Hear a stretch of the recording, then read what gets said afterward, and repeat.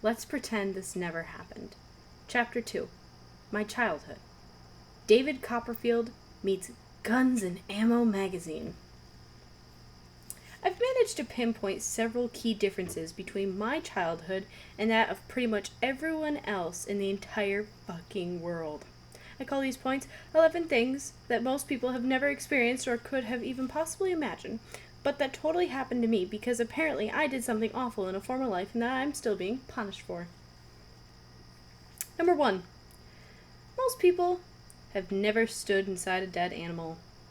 Unless you count that time when Luke Skywalker crawled inside that tauntaun to keep from freezing to death, which I don't because Star Wars is not a documentary.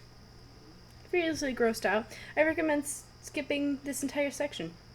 Or going straight to chapter 5. Or maybe getting another book that's a little less disturbing than this one. Like one about kittens. Or genocide. Still there? Good for you! Let's continue. I remember as a kid watching the Cosby Family prepare dinner on TV and thinking how odd it was that no one was ever covered in blood, because this was a typical night in our house. My father, an avid bow hunter, would lumber inside the house with a deer slung over his shoulder. He'd fling it across the dining room table, then my parents would dissect it and pull out all the useful parts, like some sort of terrible piñata. It was disgusting. But it was the only life I knew, so I assumed that everyone else was just like us. The only thing that seemed so weird about it to me was that I was the only person in the whole house who gagged at the smell of deer blood. My parents tried to convince me that blood doesn't have a smell, but they are fucking liars. Also, they told me that milk does have a smell, and it's ridiculous, and I'm shocked that their lies have spread so far. Milk doesn't have a smell. Blood does. And I think I'm so sensitive to the smell of a dead deer because of the time I accidentally walked inside of one. I was about 9 years old, and I was playing chase with my sister while my father was cleaning a deer.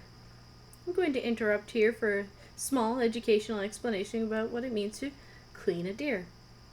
Cleaning a deer, for people who are sensitive members of PETA, you get some warm water and tearless shampoo and gently massage the deer.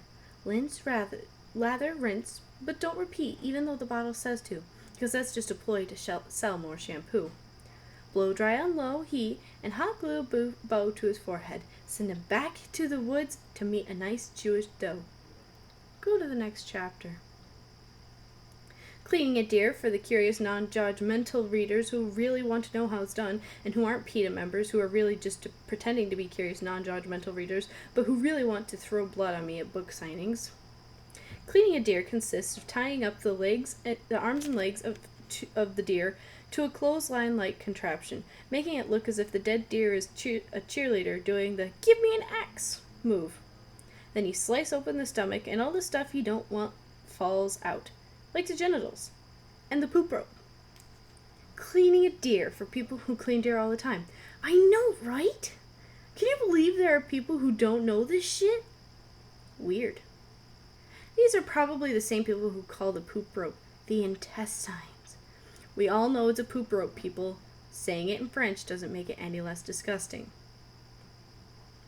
Anyway, my dad had just finished cleaning the deer when I made a recklessly fast ninja-like U-turn to avoid getting tagged by my sister, and that's when I ran right the fuck inside of the deer. It took me a moment to realize what had happened, and I stood there, kind of paralyzed and not ninja-like at all. The best way I can describe it is that it was kind of like wearing a deer sweater. Some people laugh at that, but it's not an amused laugh. It's more of an involuntary nervous giggle like, what the fuckness? Probably because you aren't supposed to wear deer for sweaters. You aren't supposed to throw up inside of them either, but that doesn't mean it didn't happen. I'd like to think that my father threw that deer away, because I'm pretty sure you're not supposed to eat food that you've worn or vomited into. But while he was hosing me off, he was also hosing off the deer, so my guess is that he applied some sort of fucked up Grizzly Adams version of the 5-second rule. Food on the floor is still edible as long as you pick it up with him in 5 seconds, unless it's peanut butter. Then the 5-second rule is null. Or if it's something like dry toast. the 5-second rule is extended to like a week and a half, because really, what's going to get on dry toast? Nothing.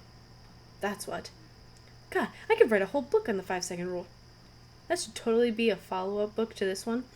5-second rules as it applies to various foodstuffs. Brilliant. But now I've forgotten what I was writing about. Oh yeah, throwing up inside of a deer sweater. Right. And that's why I suspect that my dad took home the horribly defiled deer sweater to eat. Except I didn't eat it, because after that the smell of blood made me gag, and to this day I can't eat any meat that I've seen or smelled raw, which my husband complains about all the time. But until he's worn a deer sweater, he can shut the hell up. He says it's all in my mind, but it's totally not. I've even offered to take some sort of like blind smell test, like they did the Pepsi challenge, where he holds up bowls of blood to my nose so I can prove that I can smell blood, but he won't do it. Probably because he's kind of anal about our bowls. He wouldn't even let me use one to throw up in when I was up sick. He was like, vomit bowl? Who uses a vomit bowl? And I'm like, I use a vomit bowl. Everyone uses a vomit bowl. You keep it near you in case you can't make it to the toilet.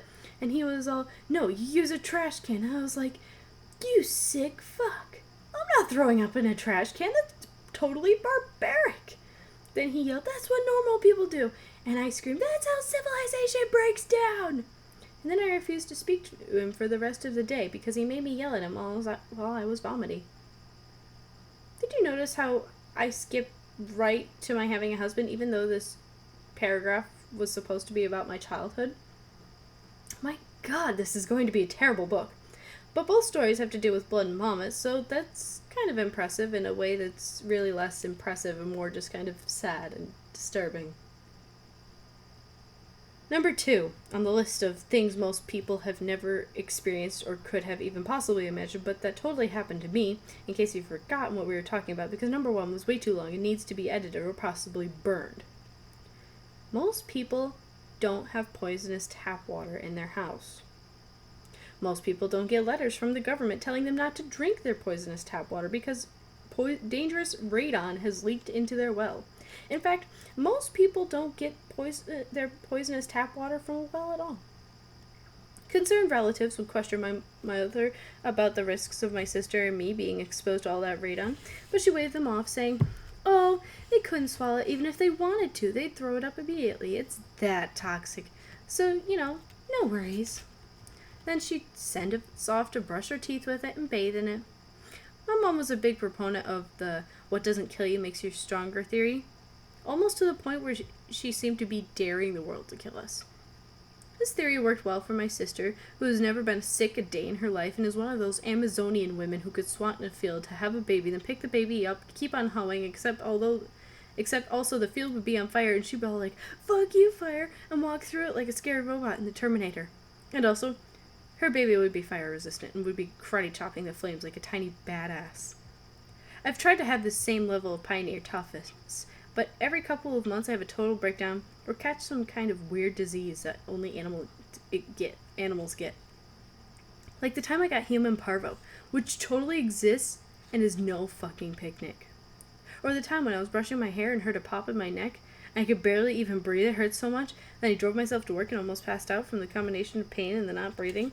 And when I got there, I hurt so much I couldn't even move my mouth or to talk, so I had to write, I have broken my neck on a Post-it, and my bewildered office mate drove me to the hospital. Turns out I herniated a disc, and the doctor gave me a pamphlet on domestic abuse and kept asking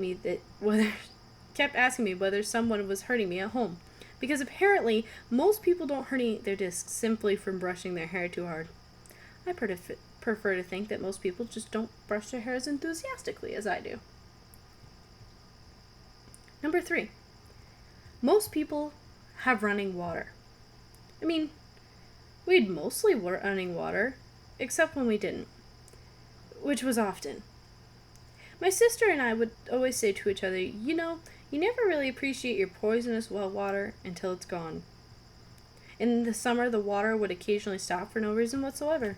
And in the winter, the pipes would freeze, and we'd be forced to fill up pots of water from our cistern and then warm the icy water in the stove to bath in. It's even less glamorous than it sounds.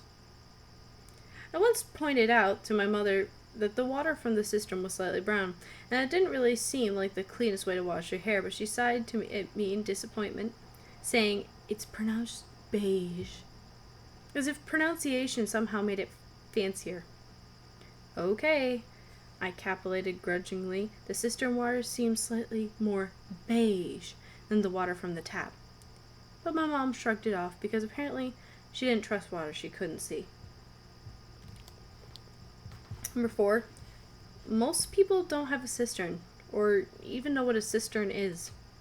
Some people say that they have a cistern, then they politely add that the word is actually pronounced sister. And then I just nod, because I really don't want to have to explain that a cistern is actually an enormous metal can that catches rainwater, sort of like an above-ground well for people who can't actually afford a well. But no one wants to explain that because, honestly, who's going to admit that they can't afford a well? Not me, obviously, because we had a well, one that was filled with poisonous radon. Number 5. Most people don't have live raccoons in the house. My dad was always rescuing animals, and by rescuing animals, I mean killing the mother and then discovering she had babies and bringing the babies home to raise in the bathtub. One time, he brought home 8 newborn raccoons in a bucket for us to raise. When the orphaned raccoons were little, my mom sewed tiny jams for them to wear, because this was the 80s, and jams were quite popular then.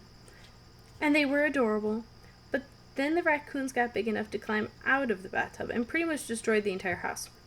Raccoons are totally OCD, and they are driven to wash everything that they see, which you'd think would make them smell better, but it doesn't, because they're all musky and vaguely sour, like one-night stands. When the raccoons were old enough, we returned them to the woods, except for one raccoon that we kept as a pet. His name was Rambo, and he'd learned how to turn on the bathroom sink and would wash random things in it all the time, like it was his own private river. If I had been thinking, I would have left some woolite and my delicates by the sink for him to rinse out. But you never think to turn your pet raccoon into a tiny butler until it's too late. Once we came home to find Rambo in the sink washing a tiny sliver of soap. There had been a new bath-sized bar that morning. He looked exhausted, like he wanted someone to stop him and put him to bed. And when we tried to take away the last bit of soap, he growled at us, so we let him finish. Because at that point, I guess it was like a vendetta. If raccoons had vendettas. Sometimes, when I'm working on an impossible project that I know I should just give up on, and someone tries to take it away, I growl and scream, "There can only be one!" Which is both weird and inappropriate. But I think it is probably exactly how Rambo was feeling, with his soap sliver and his puckered little fingers covered in radon water. And it makes me sad. But then I laugh because it reminds me that right after the soap incident, my mom insisted that Rambo needed to live outside in a chicken cage to protect him from himself. I had placed him on top of the cage to pet him when my little sister, Lisa, who was 7 at the time, whacked him in the nose because she was kind of a dick at the time. And then Rambo flipped the fuck out, stood up on his hind legs, grimaced, and jumped directly onto my sister's face. He grabbed onto his ears like he was some sort of horrible raccoon mask. He was hissing and laying right down in her eyes like, "I will bring you down, bitch!" And my sister was screaming and flailing her arms, and it was totally awesome. And the next day, my dad took Rambo to the farm, which I thought meant that he was actually taking him to my grandfather's farm to live, but now that I think about it, probably had less to do with going to a farm than buying one. And now I'm sad. But then I think about the fact that my dad was probably pointing a gun at Rambo, and Rambo was probably wearing his little jams and was all like, "Hi there, mister." My dad probably sighed defeatedly. Footnote. Is defeatedly a real word? As in, she sighed defeatedly as spell check implied that defeatedly isn't a real word? Fuck it. It's going in the book, and I'm pretty sure that it makes it a real word. Me and Shakespeare, making shit up as we go along. My dad was saying, probably sighed defeatedly, saying something like, "Aw, fuck. Just go on then. Here's $10 and some soap." Because deep down, my father is a total softie, unless he he's inadvertently killing a mother of a bunch of baby raccoons, then you better stand the fuck back because you're totally gonna get blood on you. Number 6. Most people don't go out into the woods to catch armadillos so their father can race them professionally. Also, when you find one and pull it by its tail, most girls' fathers won't scream out, "Mind the teeth! That one looks like a biter!" Probably because most fathers don't love their daughters as much as my father loves me. Or maybe because they didn't make their daughters pull live armadillos out of tree stumps. Hard to tell. Honestly, though, those girls are missing out because there is nothing like seeing your father down on his hands and knees with 5 other grown men screaming and slapping at the ground to scare their respective armadillos into crossing the finish line first. And when I say there's nothing like it, what I mean is, holy shit, these people are fucking insane. Usually, when I tell people my dad is a Texas armadillo racing champion, they assume I'm exaggerating. But then I pull out his silver armadillo championship ring, which is, of course, shaped like an armadillo, and they're all like, "Crap on a crap cracker, you're actually serious." And then they usually leave quickly. The gold armadillo championship ring would have been much more impressive to show off, but we didn't have it anymore because my father traded it for a Victorian funeral carriage. And no, I'm not joking, because why the fuck would I joke about that? I do have photographic proof. Most people don't have a professional taxidermist for a father. When I was little, my father used to sell guns and ammos at a sporting goods store. I always told everyone he was an arms dealer because it sounded more exciting. Eventually, though, he saved up enough money to quit his job and built a taxidermy shop next to our house, which was tiny and was built out of asbestos back when people still thought that it was a good thing. My dad built the taxidermy shop himself out of old wood from abandoned barns and did a remarkable job fashioning it to look exactly like a Wild West saloon, complete with swinging doors and gas lights and a hitching post for horses. Then he hired a bunch of guys to work for him, many of whom looked at me as if they were fresh from prison or just about to go back in.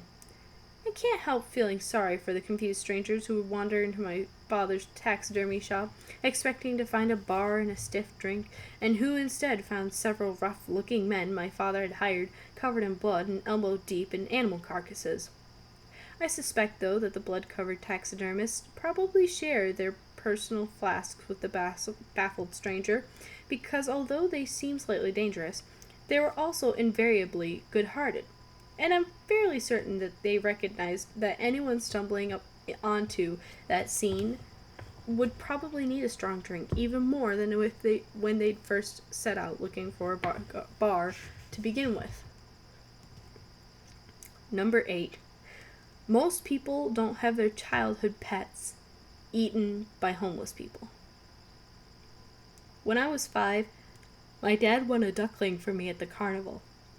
We named him Daffodil, and he lived in the backyard in an inflatable raft that we filled with water. He was awesome. Then he got too big to live comfortably in the raft, so we let him loose underneath the nearby town bridge so he could be with all the other ducks. We sang Born Free, and he seemed very happy as he waddled away. A month later, the local news ran a story on the fact that all the ducks in the river had gone missing and had been eaten by homeless people living under the bridge. It was apparently a bad neighborhood for ducks. I stared wide-eyed at my mom as I stammered out, "Hobos ate my daffodil!" My mom stared back with a tightened jaw, wondering whether she should just lie to me, but instead she decided it was time to stop protecting me from real life and saying, "It sounds nicer if you call them transients, dear." I nodded, mechanically. I was traumatized, but my vocabulary was improving. Number 9. Most people don't share a swimming pool with pigs. We lived downwind from the locally famous Schwartz's pig farm, which is something some people might be embarrassed about. But these were show pigs. So yeah, it was pretty fucking impressive. When the wind was blowing from the west, it would smell so strong that we'd have to close the windows. But that was less because of the pigs and more because of the nearby rendering plant.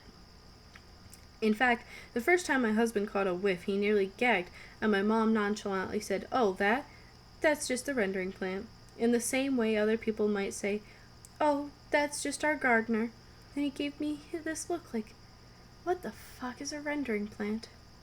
And I quickly explained that a rendering plant is where they compost old flowers, because that sounds way more whimsical than it's like a slaughterhouse, but way less classy.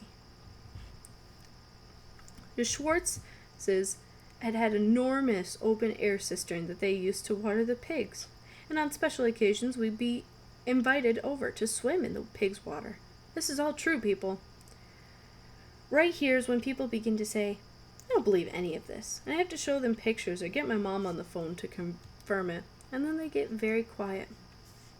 Probably out of respect, or possibly pity. This is why I always have to clarify that although my childhood was fucked up, it was also kind of awesome. When you're surrounded by other people who are just as poor as you are, life doesn't seem weird at all. For instance, one of my friends grew up in a house with a dirt floor, and it's hard to feel too bad about your tiny asbestos house when you have the privilege of owning carpet. Also, in my parents' defense, I never really realized that we were poor, because my parents never said we couldn't afford things, just that we didn't need them. Things like ballet lessons, and ponies, and tap water that wouldn't kill you. Number 10. Most people don't file wild animals. When I was about 6, my parents decided to raise chickens, but we couldn't afford a real hen house. Instead, we ended up putting some file cabinets in the garage and opened the drawers like stair steps so chickens could nest in them. Once, when I went out to gather eggs, I stretched up onto my tiptoes to reach into the top drawer and felt what seemed to be like a misshapen egg. And that's because it was inside the belly of a gigantic fucking rattlesnake that was attempting to swallow another one of the eggs. That's when I ran screaming back into the house, and my mom grabbed a rifle from the gun cabinet, and as the escaping snake writhed down the driveway, she shot it right in the lumpy part where the egg still was, and the egg exploded everywhere like some sort of terrible fireworks display. We found out later that it was actually a bull snake, just pretending to be a rattlesnake, and my mother felt a little bad about killing it. But pretending to be a rattlesnake in front of an armed mother is basically like waving around a fake gun instead in front of a cop. Either way, you're totally gonna get shot. Also, whenever I read this paragraph to people who don't live in the South, they get pretty hung up on the fact that we have furniture devoted to just guns. But in rural Texas, pretty much everyone has a gun cabinet. Unless they're gay. Then they have gun armoires. Number 11. Most people don't have to devote an entire year of therapy to a single 10-minute episode from their childhood. 3 words. Stanley the Magical Squirrel. Actually, that's 4 words, but I don't think you're supposed to count the word the, since it isn't important enough to be capitalized. All of this will be fixed by my editor by the time you read this anyways, so I really could write anything here. Like, did you know that Angelina Jolie hates Jewish people? True story. Editor's note, Angelina Jolie does not hate Jewish people at all, and this is a total fabrication. We apologize to Miss Jolie in the Jewish community. I was going to write about Stanley the Magic Squirrel right here on number 11, but it's way too convoluted. So instead, I made it into the whole next chapter because I'm pretty sure when you sell a book, you get paid by the chapter. Although I could be wrong about that, though, because I am often wrong. Except about the whole Angelina Jolie hating Jews thing, which is probably totally true. No, that's not true at all. Shut up, Jenny. Ed. Alright, that was chapter 2. Sorry about my little fumbles. My mouth is really dry. I hope you guys enjoy it. I guess, let me know if you guys want to hear more. And I'll see you guys later. Bye.